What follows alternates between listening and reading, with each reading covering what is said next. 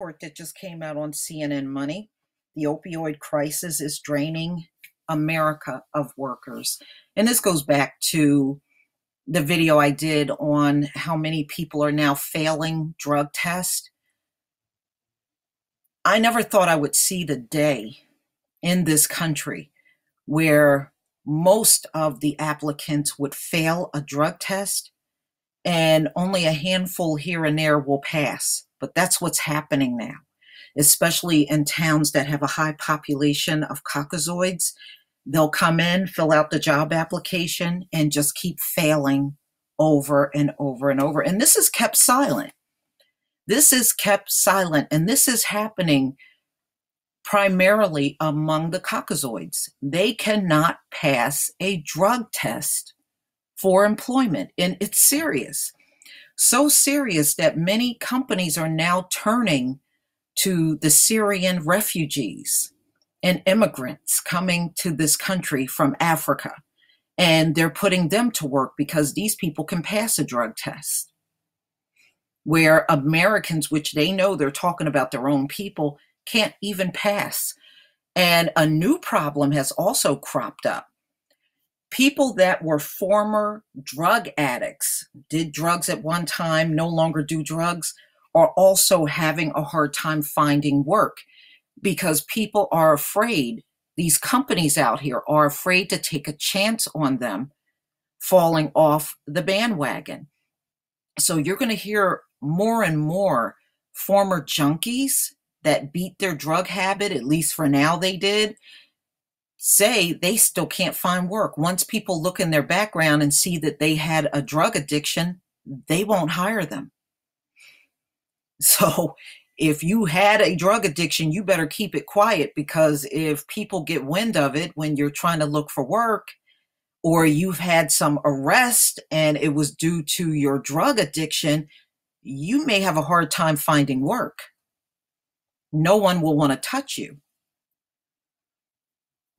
So the opioid abuse is also hurting America's job market. The use of opioid has become a factor in why prime age workers, mostly men, are unable or unwilling to find work, according to a new report by Goldman Sachs. Okay, so it's just talking about the Labor Department data that has recently came out. And it shows a shrinking labor force, which is really going to take a major hit on the economy. See, this heroin addiction is going to impact everything. It has a domino effect because you have primarily caucasoids on the drugs. And they were really the biggest job holders in the country. Now that's all changing. That's all changing, which means economically you're going to bring in the immigrant and pay them less. So although they're making an income in the American economy, they have less to spend because they're not making as much as the white worker would have made. So now the Labor Department participant rate for American men between the ages of 25 and 54 has fallen 10% since its peak in 1954. It currently stands at 88.4, slightly higher than an all-time low of 87.9 in 2014. In addition to opioid abuse, factors such as technology and aging population and globalization have also contributed to the declining participation of working age adults in the labor market. But the ballooning use of opioid, whether it is prescription drugs or heroin, is preventing many workers from coming back into the job market, economists argue. Well, there's not very much you can do about that unless you change the labor laws. If you're not willing to do that, a lot of these people are going to be sitting around with no jobs, just like they are now. Boy, I never thought I would see the day where white people would have a hard time hiring their own people because of drug use. Woo, things have changed. The opioid epidemic is intertwined with the story of declining prime age participation, especially for men, says Goldman economist David Miracle. The crisis has created significant costs both to employers and the public sector. All right. So, it's just talking about Ohio blaming the pharmaceutical company for the epidemic and things we've heard before. But there's a video up here. I'm going to go ahead and play this video on how this company in Erie, Pennsylvania could not find workers among their population up there and had to bring in all immigrants to work in their manufacturing company. Where'd Adam go? This is Ollie. Ollie, he's from Syria. Hi, how are you? Salam. Salam alaikum. Sterling Technologies in Erie, Pennsylvania is an American company that needs workers, but has had trouble filling the jobs because local residents are failing drug tests. I would say we've probably had 20% every time we run a random test. 20% of the people are failing. It's pretty high. Yeah, it's pretty high. We're seeing positive tests anywhere from marijuana through amphetamines, right all the way through crystal meth and heroin. And it's not just here. The percent of employees in the U.S. testing positive for drugs has increased steadily over the last 3 years, reaching the highest level in a decade. So how many people here are refugees? Almost everybody that you're seeing here. At Sterling, refugees have become a hiring solution to the drug problem. The immigrant workforce that's here has filled a void that we were unable to fill with our local labor pool that we were drawing from. It's a dynamic that can be seen in many parts of the country, from upstate New York to Ohio, Indiana, and Kentucky. But some companies that work with refugees in these places don't want to talk about it. They don't want to admit that there is a problem when it comes to drug testing, and refugees are filling that void. With President Trump's executive order putting a temporary ban on refugees and so much talk about the lack of jobs in the Rust Belt, businesses are in a tough spot, especially when they're in need of drug-free workers like Talib Azamel, a refugee from Syria who arrived to Erie, Pennsylvania last summer. Within 3 months, he got a job at the factory. احنا بالنسبه بحياتنا يعني ما نعرفش المخدرات ما نعرفش حتى شلون صورتها او شلون تتعاطى الكحول نفس العمليه احنا ما بنشربش يعني انا عمري 45 سنه بحياتي ما شربت كحول كمان ولا مره يعني. In terms of business, how important are refugees to a city like Erie? I think they're extremely important. I mean, they're the one growing group in the city. It's a city that's been on decline with their population, so it's the only growing group. The refugees in Erie have arrived to a city struggling economically and dealing with a drug epidemic. Would you like to be a teacher again in America? The reality is when business owners are telling you that they can't find native residents who will do these jobs, or they can't find enough people in the community to pass a drug test, what are they to do? They need to seek out employees somewhere. And for now, immigrants are a really good source of that labor. She's from Cuba, and that man's from Syria, United States, Indonesia, Vietnam, 5 countries in this one room right here, yes.